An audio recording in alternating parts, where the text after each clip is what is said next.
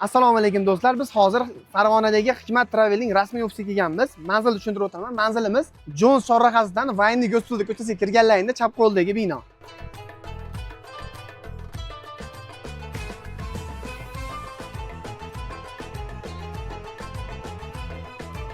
Hozir sizlarga umraga oid savollarga javob beramiz.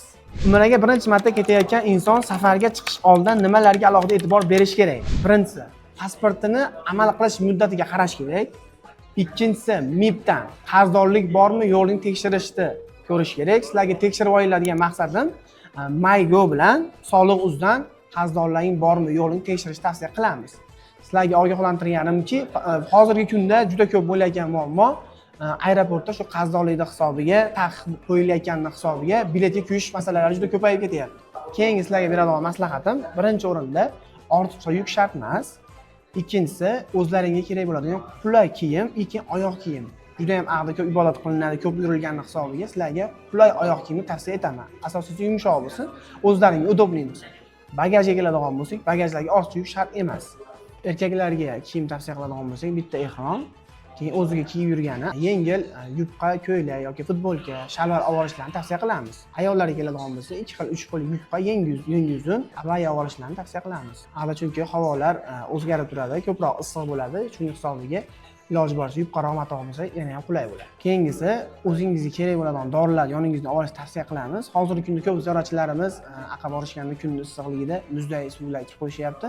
Asosiysi eng birinchi o'rinda o'sha shamollashga qarshi dorilarni olishni tavsiya etamiz. Iloji boricha iliq suvni ichishni tavsiya qilamiz. Keyingisi bilim, aqab borganingizdan keyin o'zingiz uchun ham kerak bo'ladigan narsalar, o'zingiz uchun ham bilib oladigan narsalar, umrani qanaqa qilish, tartib intizomda, qanaqa chiroyli yurishni o'zingiz uchun bilib olsangiz ham yaxshi. Uni ellik boshlarimiz o'zi o'rgatadi-yu, o'zingiz uchun bilib olganingiz ham yaxshi. Keyingisi, ziyoratga borganlaringda tartib intizomga, ellik boshni aytganlarni qilishga, guruhdan ajramasliklarni tavsiya qilamiz.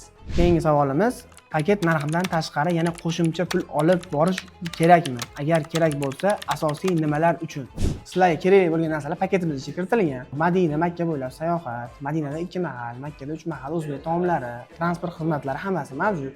Undan tashqari o'zingizga kerak bo'ladigan, uydagilarga sovg'a-salom olmoqchi bo'ladigan bo'lsangiz, tashqariga chiqib ovqatlanmoqchi bo'lasiz, to'g'rimi? O'shani hisobiga o'zingizga kerakli rejangizga bor pulni olib, sovg'a-salom olishingiz mumkin, boshqa yoqqa chiqib ovqatlanishingiz mumkin. O'shaning uchun ko'p emas, o'zingizga yetarli pulni olib olishingizni tavsiya qilamiz. Paketimizga kiradigan oxirgi gapimiz qolib ketibdi. Aqdan qaytayotganlarida bejizdir zamzam suvini ham qo'shib beriladi. Hozirgi kunda Farg'ona va Toshkentdan primo reyslarimiz qo'yilgan. Madina va Makkada qulay gastitsalarga ega. Keyin o'zimizning milliy taomlarimiz bor Madina, Makkada. Madina bo'ylab, Makka bo'ylab sayohatlarimiz bor. Tajribali 50 boshlarimiz bor. Narxlari ham juda ham qulay. Xudo xolasa, Hikmat Travel o'z litsenziyasiga ega. Yana ham to'liq ma'lumot olish uchun quyidagi raqamlarga murojaat qilasizlar. Operatorimiz yana ham qulay ma'lumot berishadi.